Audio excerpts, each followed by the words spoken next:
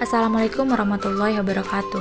Perkenalkan, nama saya Mariza Salsabila, NPM 241040328, mahasiswi semester 5 dari kelas Bimbingan Konseling Islam kelas I. Di sini saya akan menjelaskan salah satu materi dari mata kuliah BK Industri dan Organisasi yang diampu oleh Bapak Rahmat Purnama, MSI. Berikut materi yang akan saya jelaskan tentang kepemimpinan organisasi. Bicara tentang kepemimpinan, apa sih kepemimpinan itu? Kepemimpinan adalah kemampuan untuk dapat mempengaruhi pihak lain melalui komunikasi baik secara langsung maupun tidak langsung, dengan tujuan untuk menggerakkan orang-orang agar dengan penuh pengertian, kesadaran, dan senang hati serta bersedia mengikuti kehendak pimpinan itu. Selanjutnya, di dalam kepemimpinan itu ada teori. Apa saja teori-teori kepemimpinan? Yang pertama, teori sifat. Teori sifat adalah teori yang berusaha untuk mengidentifikasikan karakteristik khas seperti fisik, mental, dan kepribadian yang diasosiasikan dengan keberhasilan kepemimpinan. Dalam teori ini, mengandalkan pada sebuah penelitian yang menghubungkan berbagai sifat dengan kriteria sukses tertentu. Di dalam teori ini, menekankan pada ciri-ciri pribadi dari para pimpinan atau para pemimpin.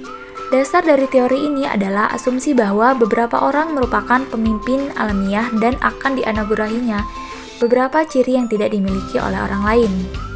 Yang kedua, teori pribadi perilaku. Pada akhir tahun 1940-an, peneliti mulai mengeksplorasi pemikiran bahwa bagaimana seseorang berperilaku itu menentukan keefektifan kepemimpinan seseorang.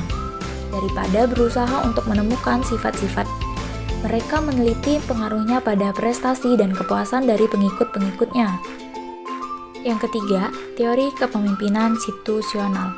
Teori ini merupakan suatu pendekatan terhadap kepemimpinan yang akan menyatakan bahwa pemimpin dapat memahami perilakunya, sifat-sifat bawahannya, dan situasi sebelum menggunakan suatu gaya kepemimpinan tertentu.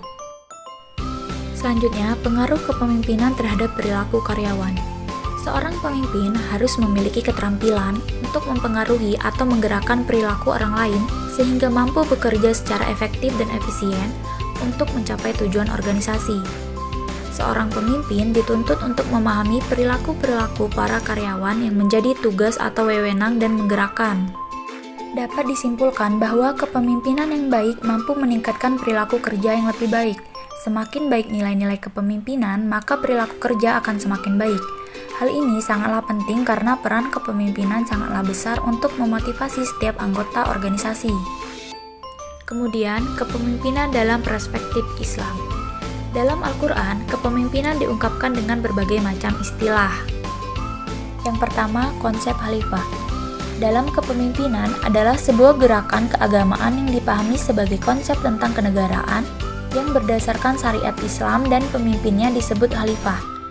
Konsep tersebut mengandalkan seluruh dunia Islam disatukan ke dalam satu sistem kekhalifahan atau organisasi yang tunggal. Yang kedua, konsep imam.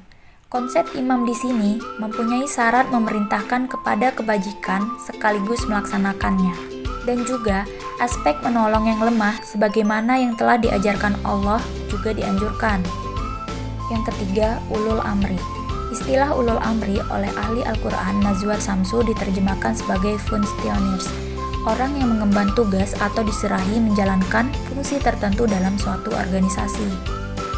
Baik, itu saja yang dapat saya sampaikan. Mohon maaf apabila dalam penulisan dan pengucapan kata terdapat banyak kesalahan. Saya akhiri. Wabillahi taufiq wal hidayah. Wassalamualaikum warahmatullahi wabarakatuh. Terima kasih.